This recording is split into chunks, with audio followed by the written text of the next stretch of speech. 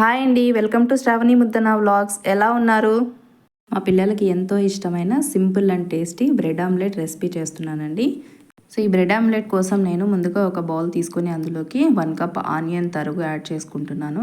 తర్వాత అలాగే ఒక 4 పచ్చిమిర్చిని సన్నగా కట్ చేసి యాడ్ చేసుకున్నాను. అలాగే కొంచెం కొత్తిమీరను కూడా సన్నగా కట్ చేసి యాడ్ చేసుకున్నాను.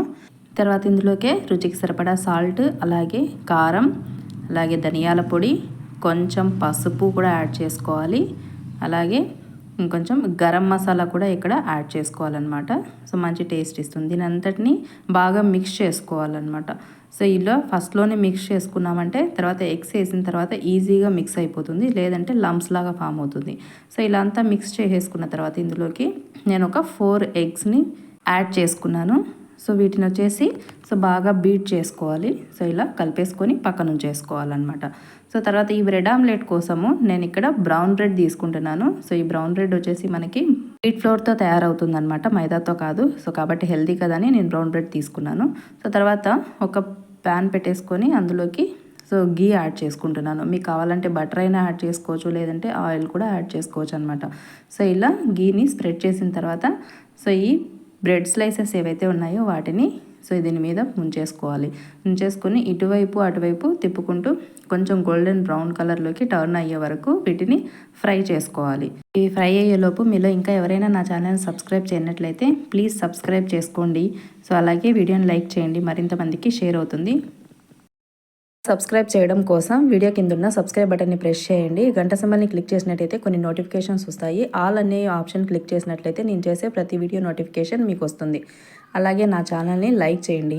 సేమ్ అదే విధంగా మనకి ఎన్ని బ్రెడ్ స్లైసెస్ కావాలో అన్ని బ్రెడ్ స్లైసెస్ ఇక్కడ వీడియోలో చూపిస్తున్నట్టు గోల్డెన్ బ్రౌన్ కలర్ వచ్చే వరకు ఫ్రై చేసుకొని పక్కన ఉంచుకోవాలి. సో తర్వాత నేను అదే ప్యాన్లోకి ఇంకొంచెం గీ వేసుకొని ఇక్కడ మనం ఎగ్ మిక్చర్ ఉంది కదా, దాన్ని ఆమ్లెట్ లాగా వేసుకోవాలన్నమాట. సో ఇలా వేసిన తర్వాత ఈ బ్రెడ్ స్లైసెస్ ఇందాక మనం ఫ్రై చేసుకున్న బ్రెడ్ స్లైసెస్ని 2 తీసుకుంటున్నాను. నేను ఇలా ఉంచుకోవాలి. ఈ బ్రెడ్ స్లైసెస్ మధ్యలో కొంచెం స్పేస్ ఉండేలాగా చూసుకోవాలన్నమాట. ఓకే.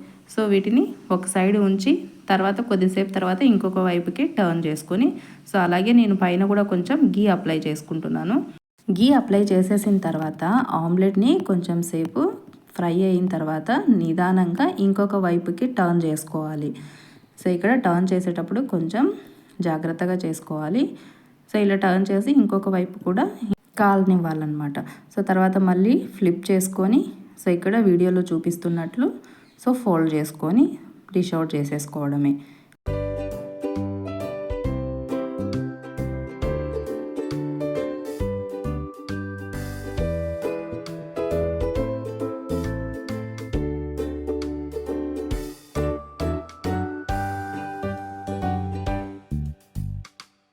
మళ్ళీ అలాగే నెయ్యి అప్లై చేసేసుకొని అలాగే ఎగ్ మిక్చర్ వేసేసి దోశలాగా స్ప్రెడ్ చేసేసి బ్రెడ్ స్లైసెస్ పెట్టేసుకొని వాటిని ఒకసారి టర్న్ చేసేసుకొని కొంచెం గీ అప్లై చేసుకున్నాను.